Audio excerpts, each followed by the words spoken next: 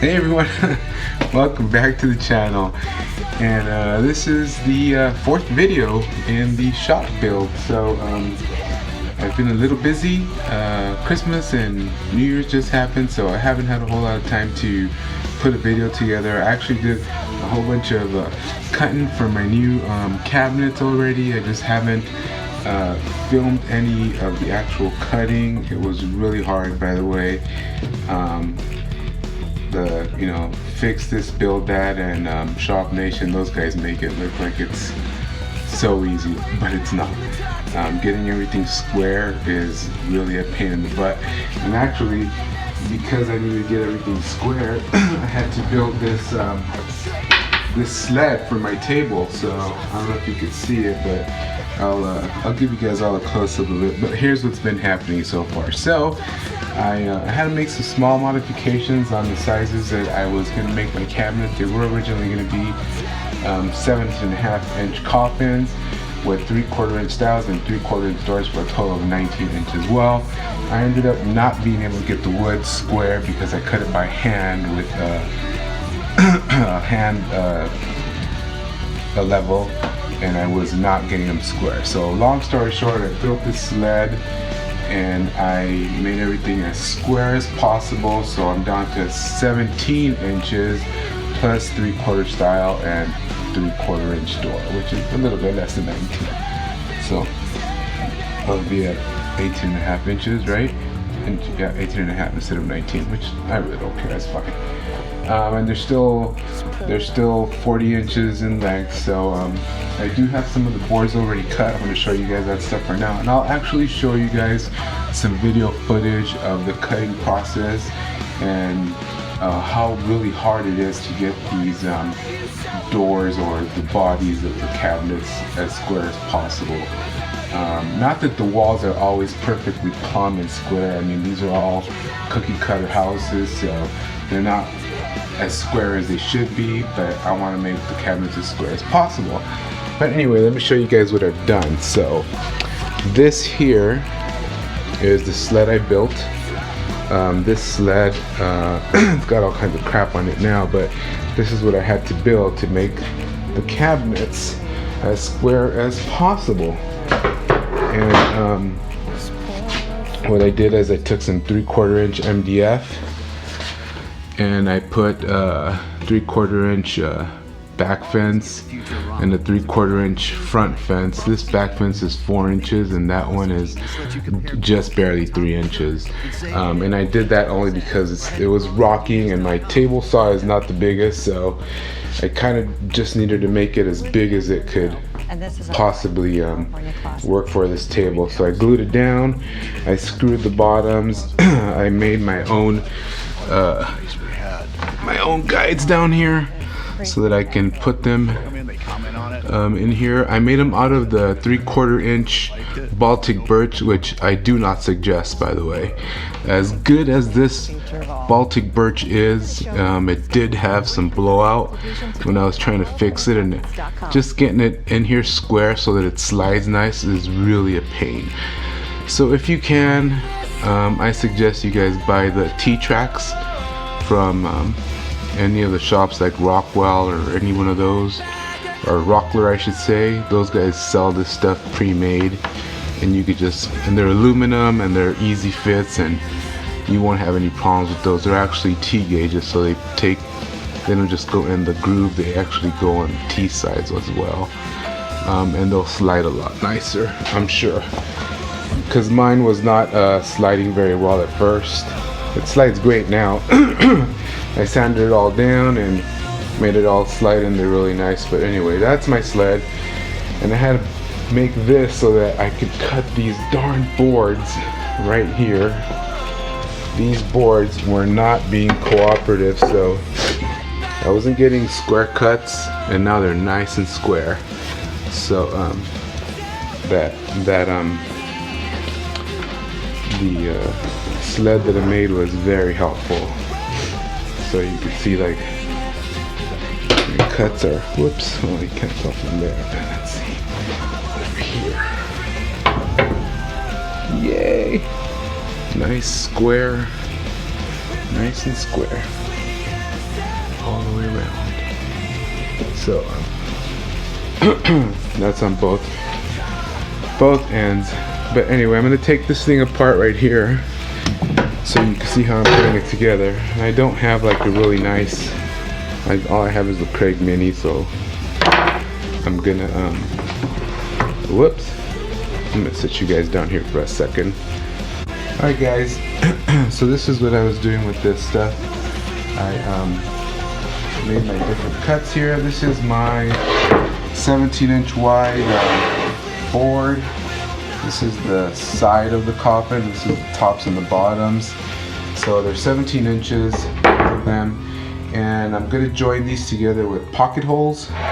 So I made the pocket holes using this thing. Basically just put the mini jig at the end of here, clamp it down with, you know, some either vice grips or a clamp, and then I drilled the hole in there. And I was able to get some really nice pocket holes. I am going to buy a K4 or a K5 so I don't have to use those clamps because they're a pain in the butt. And alrighty guys, let's get this glued up and on here. So let's take this board.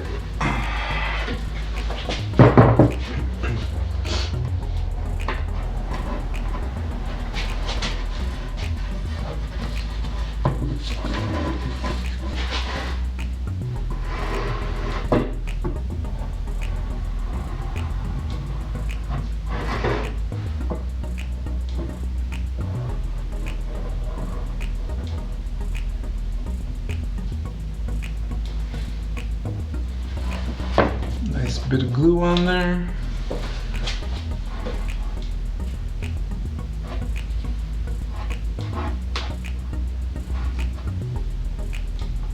Make sure it's all coated.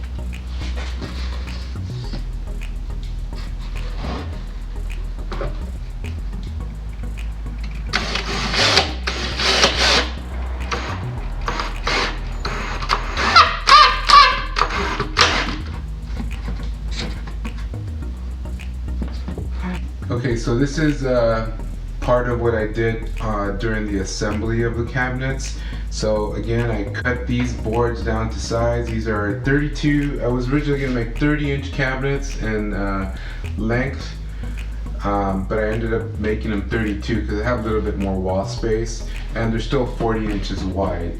So I made a couple of pocket holes on the inside and drilled the pocket hole screws all the way through. Pro tip or unpro tip, make sure that the screws that you buy are the right size that you need. Mine are actually about 1/8 of an inch too long, and the screws are all sticking out from this side. So it doesn't matter, it's going to be up against the wall. I'm going to cut those off and I'm going to go buy screws tomorrow. But once you screw them in there, make sure everything is nice and square so that you have a good, square cabinet. I put some glue in between the two seams here and glued it up real nice, and then I screwed it in. I used this thing on the top up here to hold it all together while I started the screwing process, and you're able to actually use this to help square up the cabinet. So I squared it up and then I started drilling. I made the pocket holes with this little mini Craig tool. You put it at the end of the cabinet, you bolt it, and you screw through here using your regular drill. Comes with a drill bit. Put it right there, screw it through this metal chamber, and then you get pocket holes. And I have that on there with some clamps. Again, I am going to be buying a better pocket hole maker, either the K4 or the K5, because using that thing sucks. With the K4 and the K5, it's so easy. You just slip the board in and you drill the holes, and you could do 2 or 3 spacings. So anyway, that's it for this part of the cabinet. I'll go ahead and make another video once the entire cabinet is up or built, and I'm able to do a mock hang on it. And I'll also go through a video of how I made my sled. That is very important. So cutting stuff by hand does not work, at least not for me. I'm not very good with getting things as square as possible. But once I made my sled and used that, they're perfect. They're square as square can be. Alright, thanks guys. I appreciate time you guys have been waiting on this video, my whole 1 subscriber.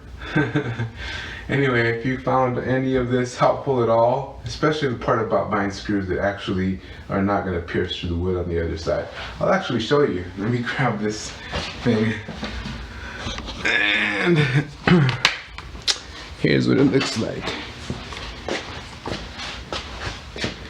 All these little, like, 1/8 inch of a screw sticking out, and right there it even split it a little bit. So I'm gonna go ahead and grind that out. Alright guys, thanks again. I appreciate you guys waiting on this video. And again, why don't you do something, make something, and have some fun. I had a lot of fun. This thing, I've been working on it yesterday and today. I probably put in a total of 10 hours just to cut a couple of boards. But really what took the longest was getting the stupid sled done. Because without the sled, I am not able to make square cuts. Even using a guide. I used my square guide, and it did not work well for me, but the sled works good. Alright guys, have a good one. And again, don't forget, click and subscribe if you like it. If not, then oh well, see ya.